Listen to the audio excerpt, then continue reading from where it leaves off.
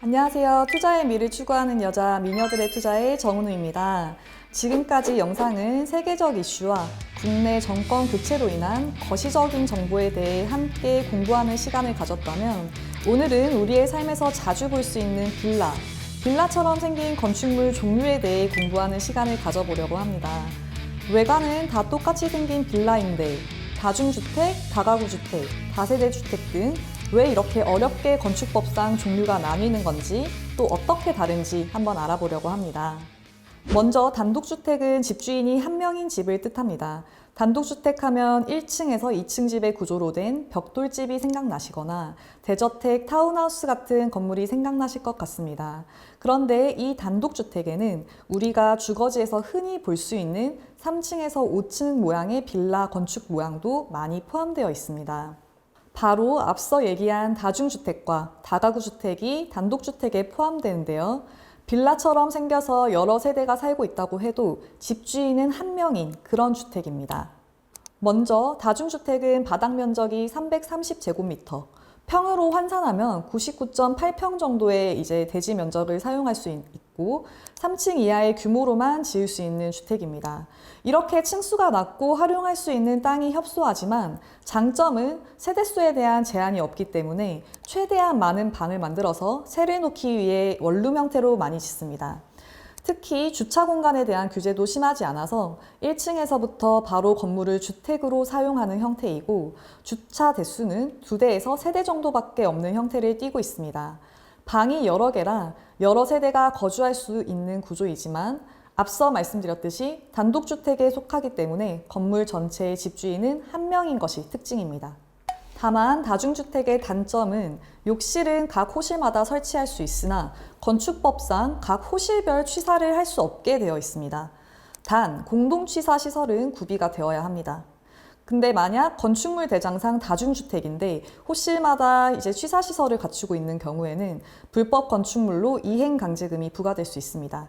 따라서 방마다 이동식 인덕션을 설치해서 단속이 나오면 인덕션을 수거하는 방향으로 불편함을 줄이는 건축주들이 많았는데 현실적으로 단속도 어렵고 관행상 용이되는 부분이 많아서 깔끔함을 위해서 아예 고정식으로 설치를 하는 경우도 많습니다.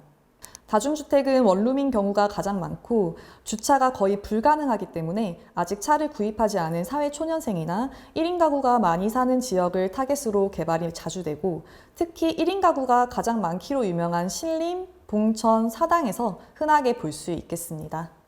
두 번째로 다가구주택입니다. 다가구주택은 층수 3층 이하, 바닥 면적이 660제곱미터, 평수로는 약 199.65평 이하, 세대수 19세대 이하로 지어야 하는 주택입니다. 다가구 주택의 특징은 다중주택과 똑같이 건물 전체의 집주인이 한 명인 것이 특징입니다. 다가구 주택은 지을 수 있는 토지의 크기가 다중주택보다 2배 크지만 지을 수 있는 세대수가 제한적입니다. 따라서 토지는 넓은데 세대수는 지을 수 있는 게 한정되어 있으니 원룸이 아닌 투룸이나 쓰리룸 형태로 많이 짓겠습니다. 그리고 주차 대수 또한 제한적입니다. 이 뜻은 주차 공간을 많이 만들어야 하기 때문에 토지 활용률이 떨어져 제한적이라는 것인데 지자체별로 조례가 조금씩 다르기는 하지만 다가구 주택은 세대당 전용 9평, 30제곱미터 이상일 경우 가구당 한 대 주차 공간을 설계해야 하기 때문에 주차 공간이 토지를 많이 차지합니다. 따라서 임대를 놓을 수 있는 방의 개수가 주차 공간을 늘리는 만큼 떨어진다는 거죠.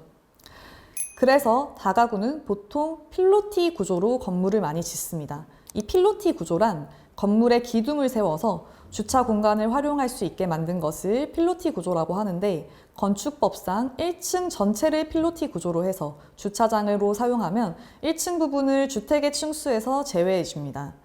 이 말은 3층까지 지을 수 있는 건데 1층에 주차장을 지었으니 4층까지 지을 수 있게 허락해 준다는 것입니다.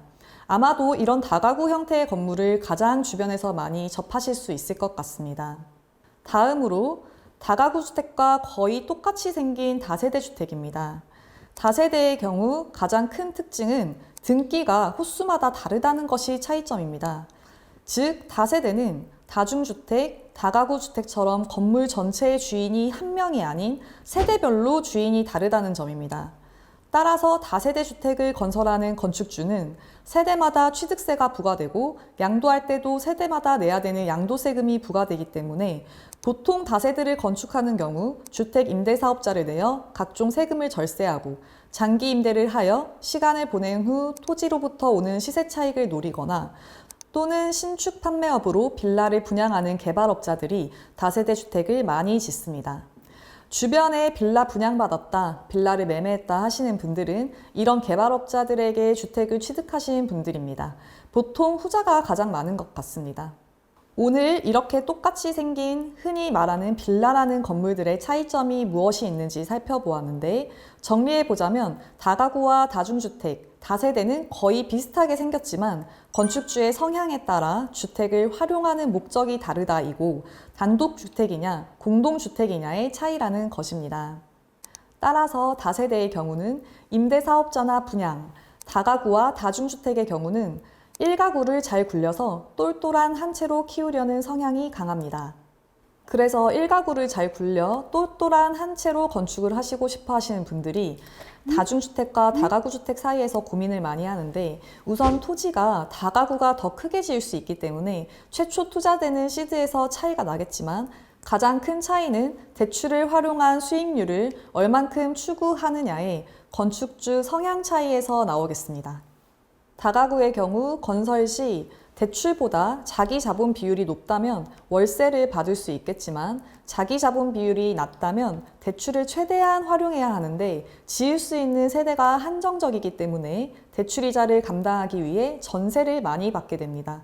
따라서 자기 자본 투입률이 낮은 분들은 월 수익률이 아닌 토지만 가져가서 추후에 시간이 지난 후 시세 차익을 본다는 개념으로 특히 다가구는 건축법상 취사시설과 주차 공간이 확보되어 있기 때문에 안정적으로 토지에 투자한다는 느낌을 가지고 건축하시는 분들이 많이 짓겠습니다.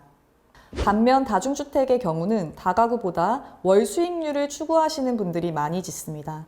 다중주택은 토지가 작아서 초기 투자 비용이 적고 세대수를 많이 만들 수 있기 때문에 완공 시 건축주가 돈이 필요한 상황에 따라 월세와 전세를 바꿔가며 월 수익도 보면서 시간의 흐름에 따라 다가구처럼 토지 시세 차이까지 동시에 가져가실 생각을 하시는 분들이 다중주택을 많이 짓습니다.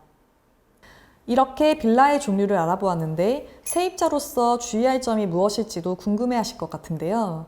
다세대와 달리 단독주택인 다가구나 다중주택에 입주 시 주의할 점은 구분 등기가 되어 있는 곳이 아니기 때문에 선순위 근저당과 임차 보증금이 얼마가 있는지 꼭 확인하시고 중개인이나 임대인의 시세를 믿기보다는 직접 시장 조사를 통한 시세를 꼭 다시 한번 확인하셔서 보증금 반환에 대한 리스크를 최대한 피할 수 있게 준비해야 하는 부분이 필요합니다. 만약 최우선 변제금을 체크하고 리스크가 큰데 꼭 마음에 드는 집이라면 월세나 반전세를 고려하시는 것 또한 방법이 될 수 있겠습니다.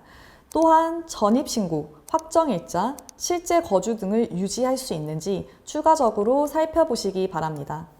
자, 오늘은 빌라가 종류가 어떻게 다를까에 대해서 분석해 보았고 이 종류에 따라 건축주의 투자 금액과 투자 성향에 맞게 지을 수 있다는 것을 알게 되었습니다. 앞으로도 어렵게만 느껴졌던 부동산 쉽게 공부하실 수 있게 유익한 정보로 찾아뵐 수 있도록 하겠습니다. 감사합니다. 미녀들의 투자의 정은우였습니다.